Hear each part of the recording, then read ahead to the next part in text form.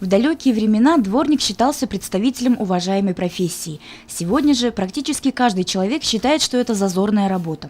Даже героиня нашего сюжета Муслима Ахметова, начиная свою трудовую карьеру в качестве дворника, очень стеснялась и порой пряталась от взглядов знакомых прохожих. Однако теперь, проработав на этом поприще без малого 30 лет, у Муслимы Фахридиновны поменялось мнение относительно выбранного дела.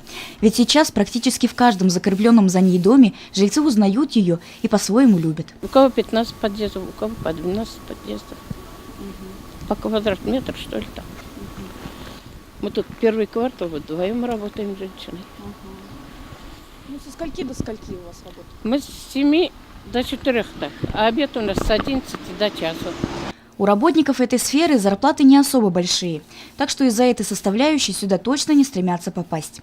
Дворниками чаще всего становятся люди, которые оказались в трудной жизненной ситуации, либо из-за безвыходного положения им приходится браться за метлу и лопату.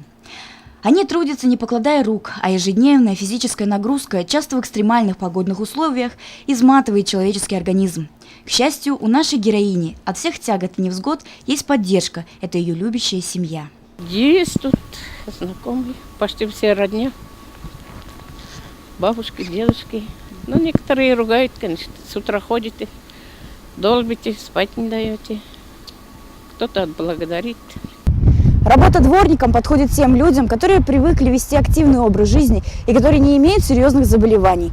И если летом приходится подметать и подверивать закрепленные участки, то в зимний период физическая нагрузка увеличивается в разы.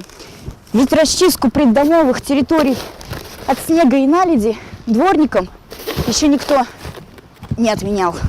В нашем обществе работа дворника совершенно не ценится и считается непрестижной. Однако именно без этого человека не обходится ни один дом и в целом жилой квартал.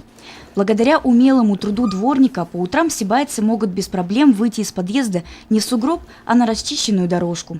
И пока все рождественские каникулы горожане будут высыпаться вдоволь и отдыхать на полную катушку, дворники уже со 2 января примутся за свои непосредственные обязанности. Так что обратите внимание на этих очень скромных трудяг и непременно поздравьте их с наступающими праздниками. Евдокия Титаренко, Алик Кадыров, Любовь Карпова, телекомпания СТВ.